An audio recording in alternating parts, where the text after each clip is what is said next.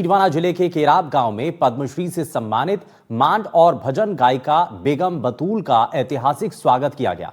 पद्मश्री मिलने के बाद पहली बार अपने पैतृक गांव पहुंची बेगम बतूल को ग्रामीणों ने गाजे बाजे, पुष्प वर्षा और पारंपरिक सम्मान के बीच सलाखों पर बिठा लिया।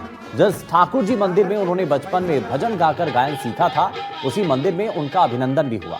गांव वासियों ने गर्व जताया कि उनकी बेटी ने अपनी कला से देश ही नहीं विदेशों तक में नाम रोशन किया।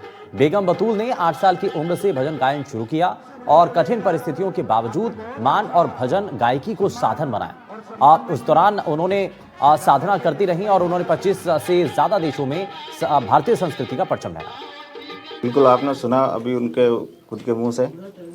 हमारे गांव की बेटी बैतुल बेगम, जिसे हम प्यार से अजू भाई बोलते हैं सब गांव के लोग प्रेम से।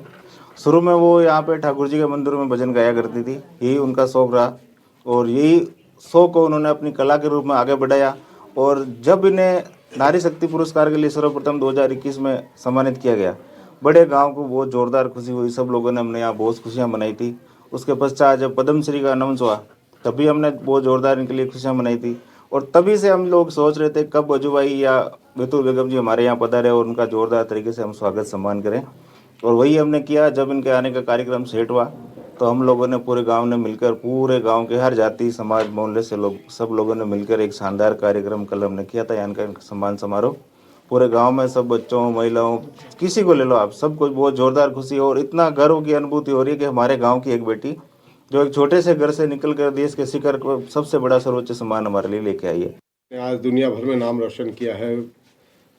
किस तरह से इंस्पिरेशन मिली उनसे आपको और क्या मैसेज देना चाहेंगे आज के लोगों को उनकी प्रतिभा को देखते हुए? उसके लिए बहुत बहुत शुक्रिया ऊपर वाले का। और सबसे बड़ी चीज़ है कि मुझे लगता है कि महिला जो गांव में या घर में होती है, उसको आगे बढ़ने से रोकने में परिवार ही रोकता है, समाज नहीं रोकता है। सबसे पहले पति या भाई या बेटा ये कहते नहीं बाहर नहीं जाना। तो मेरी माता जी का ये सौभाग्य रहा कि पिताजी से मिले, इन्होंने नहीं रोका। उनके बड़े भाई थे, हमने इनसे भी पूछा कि मम्मी को हम स्टेज पे ये गाना चाहती हैं। उन्होंने कहा नहीं, बहुत अच्छी बात है, हमारी बहन में टैलेंट है तो आप इनको लेके जाओ, बाहर जाए, कहीं भी करें। चाचा जी भी हैं, सभी लोगों ने कहा कि नहीं हमारे घर में टैलेंट है तो हमें इसे सपोर्ट करना चाहिए।